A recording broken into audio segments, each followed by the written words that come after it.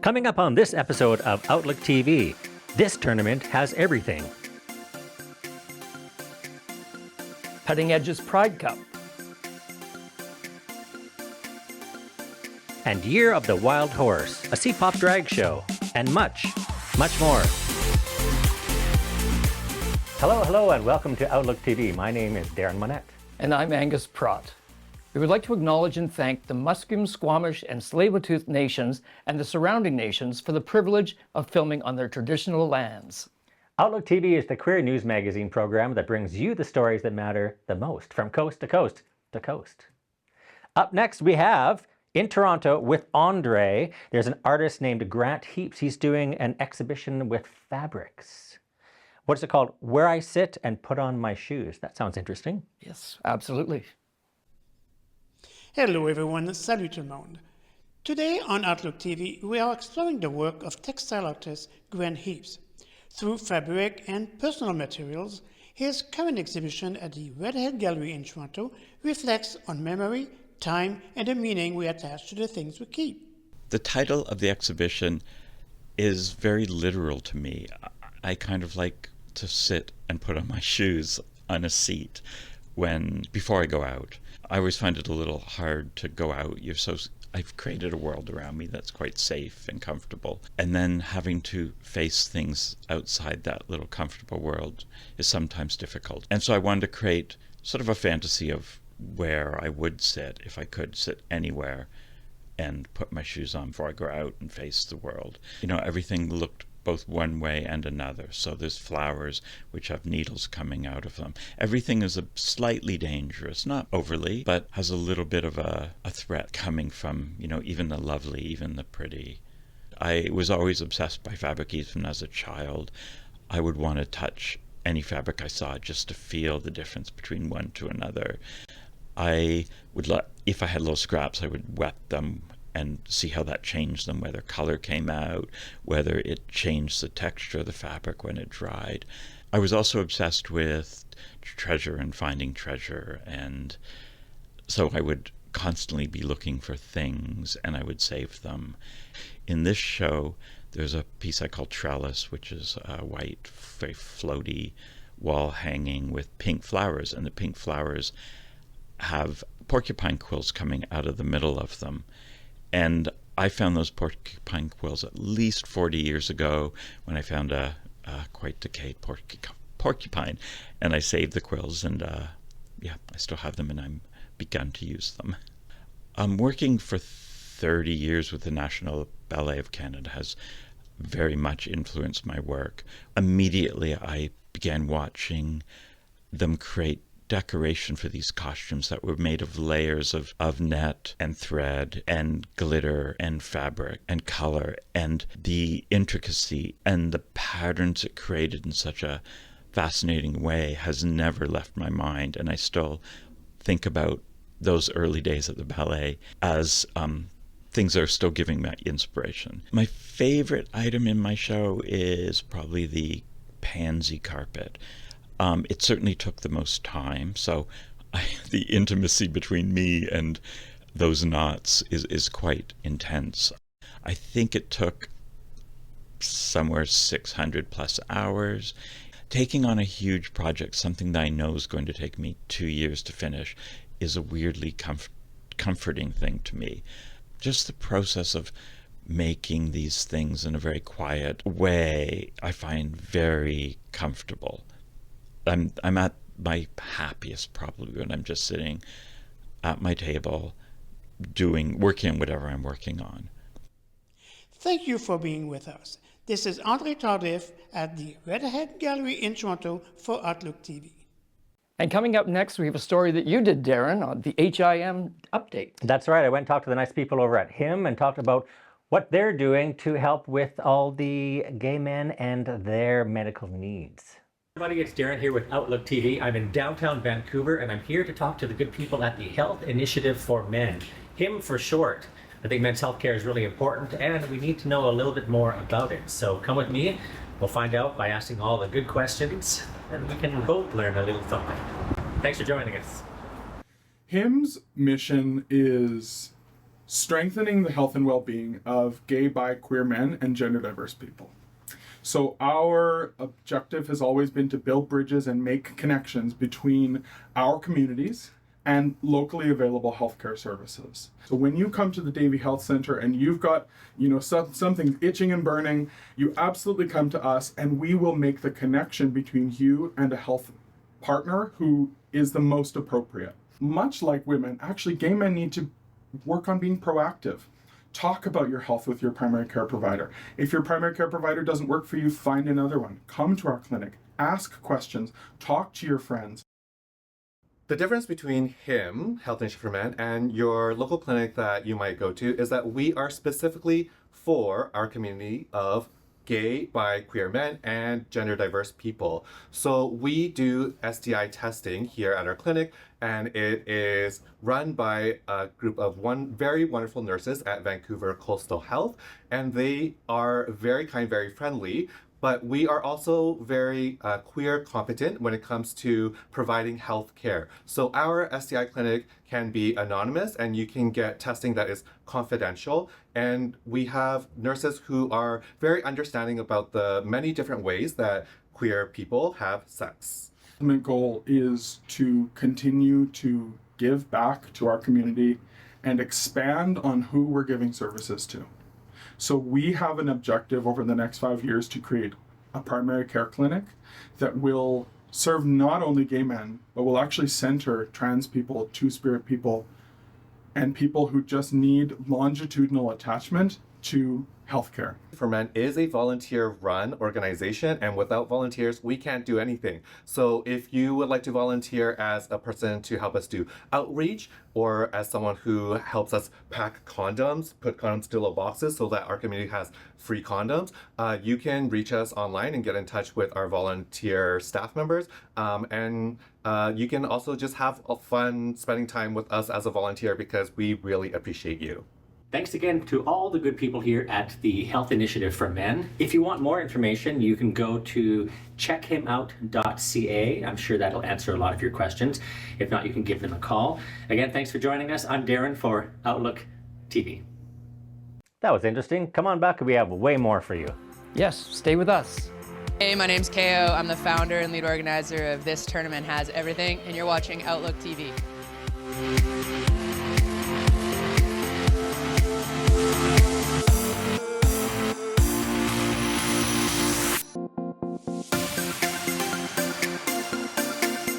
Welcome back to Outlook TV. Next up, we talk with Mike, and this tournament has everything. So this is a tournament, a hockey tournament for women and non-binary and trans people.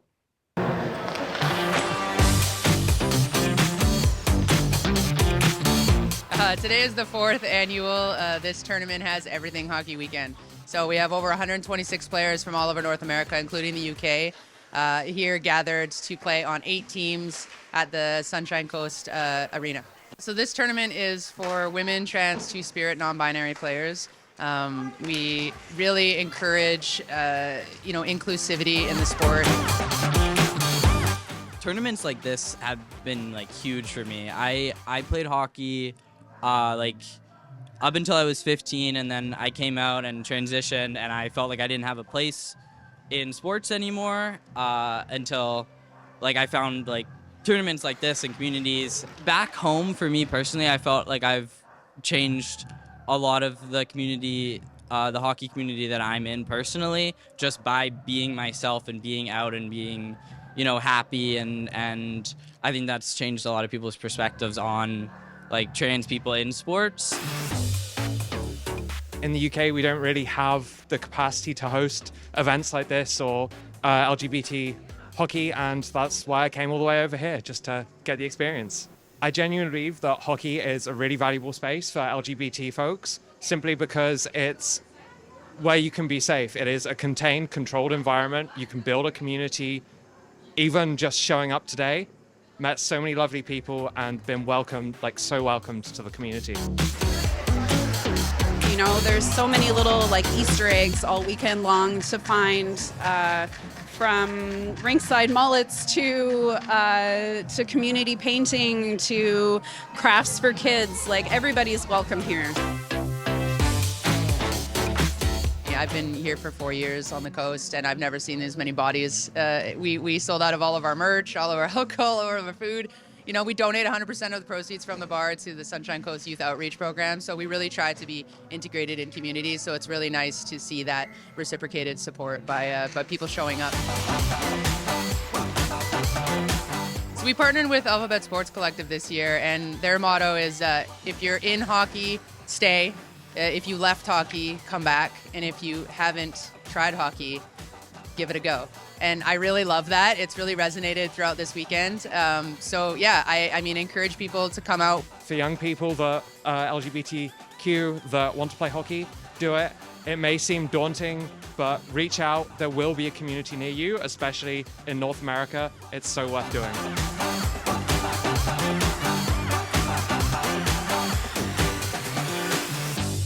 So recently we lost a member of our community from the Sisters of Perpetual Indulgence.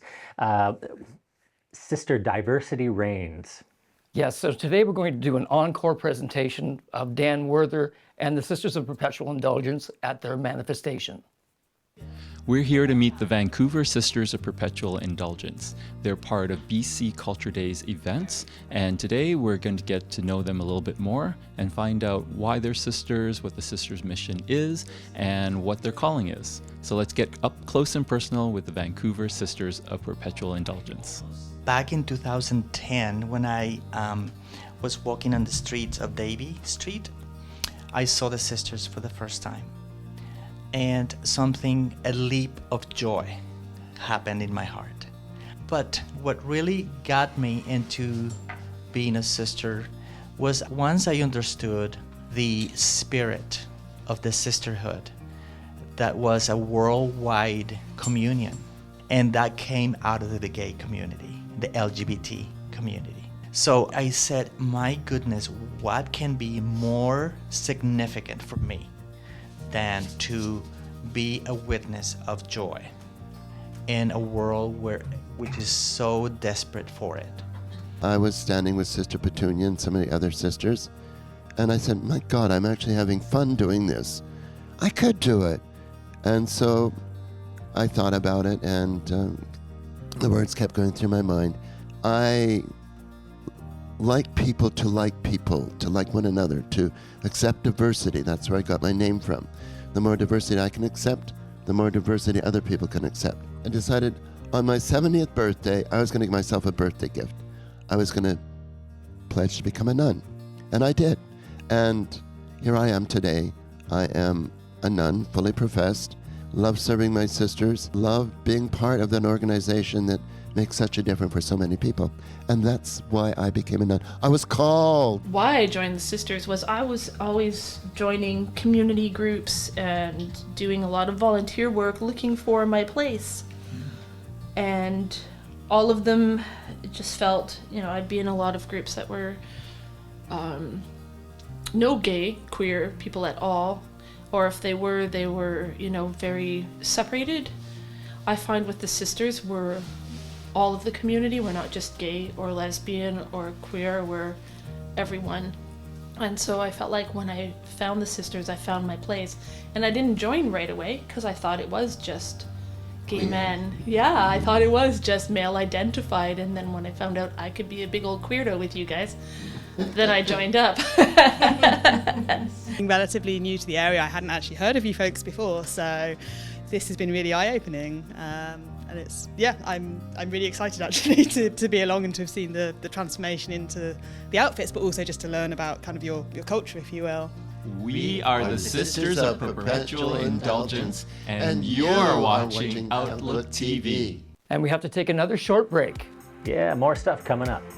Hi everyone, my name is Wan Jinghua. I am a local drag artist and a producer. You're watching Outlook TV.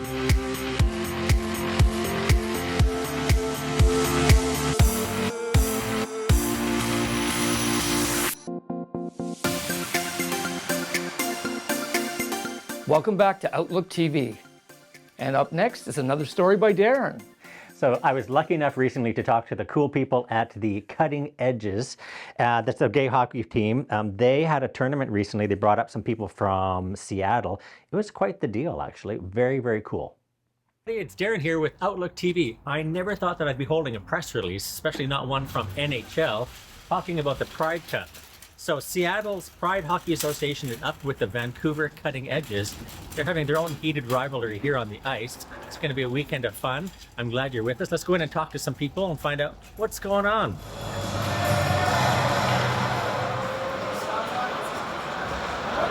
So the NHL approached us about Pride Cup back in the early fall. It's an event they've held for the last 3 years, where they take local queer grassroots hockey organizations and partner with themselves and Pride Tape to put on a great community event. Yeah, we play all year long. We have 4 teams. 3 of them play in the ASHL, Adult Safe Hockey League, out of Burnaby. And then one of them plays in the Adult Recreation and Co-ed Hockey League out of Vancouver. And that's our beginner development team. So that was new to us last year, where we put the team together so folks that maybe didn't have a chance to play when they were younger or were getting into it as adults could start playing hockey.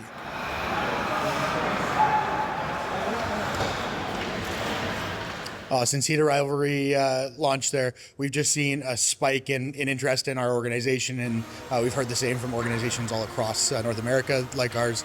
Our social media following's tripled in just the last 3 months here since it launched, so it's been quite the whirlwind. We don't actually play in a gay-only league. Our teams play against the straight teams in the regular, everyday beer league. I love that because it's an opportunity for us to continue breaking down barriers, and we have some great interactions with other teams. Not too long ago, we had a captain of another team that was the first time playing us, and after the game, he made a point of coming to us and saying how much he appreciated us being out there and being visible.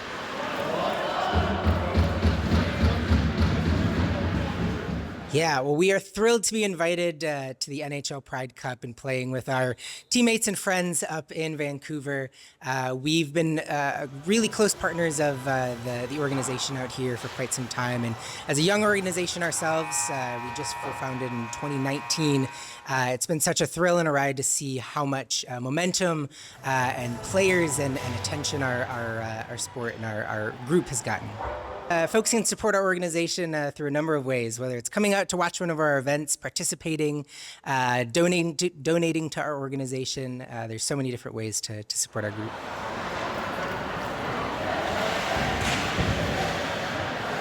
Today, I'm proud to stand here as the co-chair of the National Pride Caucus for Canada. Right on. So why is it important for you to join in any kind of event like this? We want to make sure that Canada is known on the world stage as an inclusive country. We promote and defend human rights, and what better way of doing than with sports?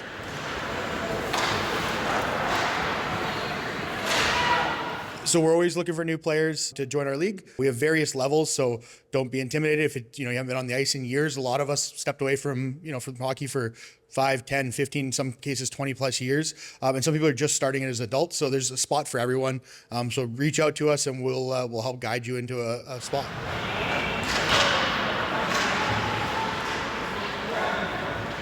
So it just goes to show that times are changing. That was kind of interesting, wasn't it? Sitting at home in Edmonton as a little boy playing hockey every once in a while, I never thought I'd see this. I'm glad I did. Thanks for joining us. I'm Darren for Outlook TV. In this year, the Wild Horse, Gary has a story for us. Yeah, so this is an all Chinese speaking drag queen show. That's cool. We're at Performance Works at Grenville Island for a year of the horse drag extravaganza. Let's find out what it's all about.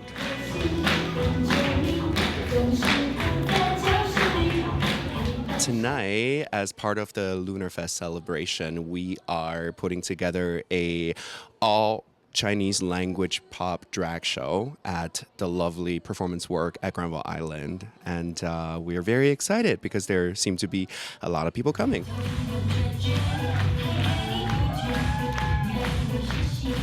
Started drag about 4 years ago.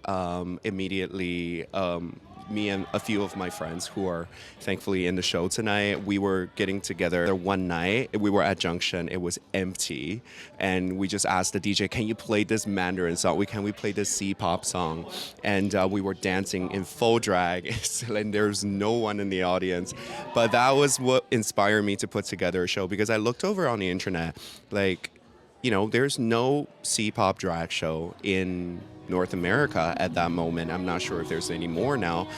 There are a lot of Asian drag shows in the city, which we're graced with so many great Asian talents, but I wanted to create something that is a little closer to home for me. Most of our performers in our cast are immigrants, and from our own country we speak the language, and so we wanted to take a trick from Caliente Nice playbook, and we created the show Forbidden City, which started in Junction about 3 years ago.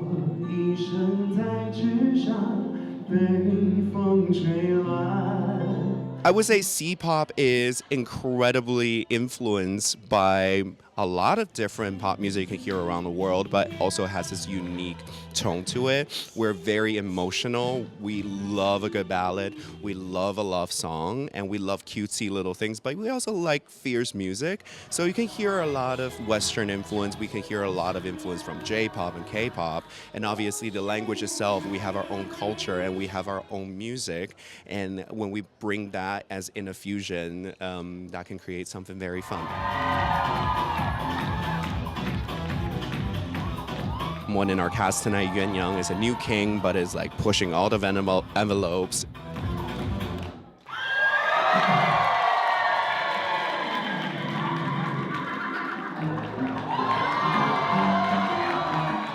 I started doing drag in 2022, but before that I appeared in drag once at an organization that is known as Vancouver Men's Chorus. They have a fundraising show called Singing Can Be a Drag.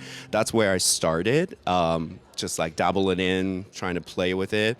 But then it becomes this original monster that I can't stop seem to hurt myself with. I love doing shows like this. This is my own show. This is something that I'm so proud of. But at the same time, I have other shows like Drama Club at Numbers Cabaret with my sister Jorge Estefan.